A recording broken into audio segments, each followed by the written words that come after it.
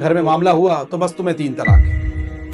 لوگ کہتے ہیں طلاق کا آپشن دیا کیوں ہے؟ ایک ایسا رشتہ ہے جس میں نباہ ہو ہی نہیں پا رہا، اب وہ کیا کرے، ساری زندگی جڑے رہے۔ میں نے اپنی بیوی کو طلاق دی، میں نے اپنی بیوی کو طلاق دی، میں نے اپنی بیوی کو طلاق دی، اس میں پھر وہ بعض لوگ کہتے ہیں جی نیت نہیں تھی۔ تو اس حوالے سے شریعت کا آن لائن طلاق کے بارے میں کیا حکم ہے؟ آن لائن بلکہ ساتھ تھوڑا سا نکاح کو بھی الیبوریٹ کر دیں، آن لائن نکاح یا آن لائن طلاق کے بارے میں شریعت کیا کہتی ہے؟ وہ مرد ہی نہیں ہے جو عورت پر ہاتھ اٹھائے۔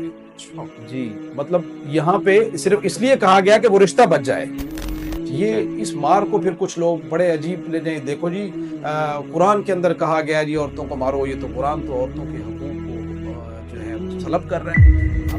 عمیر بھائی میں تو یہ کہتا ہوں کہ نکاح سے پہلے باقاعدہ بچی کو اور بچے کو نکاح کے اور طلاق کے مسائل بتانے چاہیے۔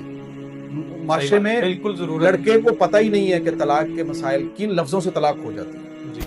کہ اگر معاملہ یہ 5 سٹیپ اختیار کرنے کے بعد نہیں بن رہا تو 1 طلاق دی جائے، اور پاکی کی حالت میں دی جائے، ایسی پاکی کے جس پاکی میں میاں بیوی کا ملاپ نہ ہو۔ اس بات پر تو سارے متفق ہیں کہ 3 طلاقیں دینے سے بیوی حرام ہو جاتا ہے۔ ٹھیک ہے، اللہ کے دین کو مذاق اور کھلواڑ بناتے ہو، پھر کہتے ہو ابن عمر کوئی حل، ابن عباس کوئی حل نکال، ابن عباس کوئی حل نکال۔ میں کیا حل نکالوں؟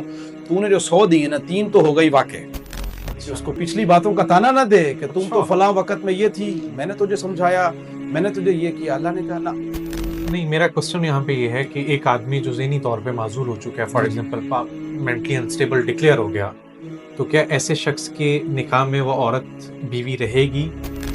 مرد جو ہے وہ نامرد نکلا، اب بیوی کا حق مارا جا رہا ہے، اس کی اولاد نہیں ہوگی۔ اب جب اولاد نہیں ہوگی تو وہ کیا ساری زندگی اس کے رحم و کرم پہ گزار دے؟ وہ یہ بھی بتا رہا ہے کہ میں نے 3 دی ہیں، وہ یہ بھی بتا رہا ہے کہ فلاں بیڈ روم میں تھے ہم، وہ یہ بھی بتا رہا ہے کہ یہ بات کی ہے، تو آپ اس کو پاگل کیسے کہیں؟ یہاں پہ عدالت کے معاملات کو معتبر سمجھا جائے گا یا پھر جو اس کے اپنے معاملات ہیں؟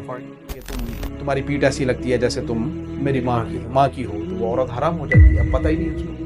اچھا، اس سارے سینیریو کے اندر خلا کے بارے میں شریعت کا کیا حکم ہے؟ جی میرا نکاح ہوا وسیم بھائی سے، مجھے پسند ہے مصطفیٰ بھائی، تو عدالت اس کو خلا نہیں کرے۔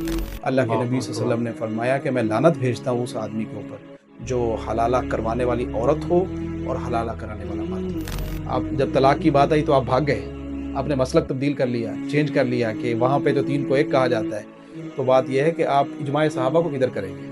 وہ خود لے کے جا رہا ہے میری بیوی کا حلالہ کر دو، مجھ سے غلطی ہو گئی تھی، اور پھر وہ آگے سے کہے میں اتنے پیسے لوں گا، اتنے دن رکھوں گا۔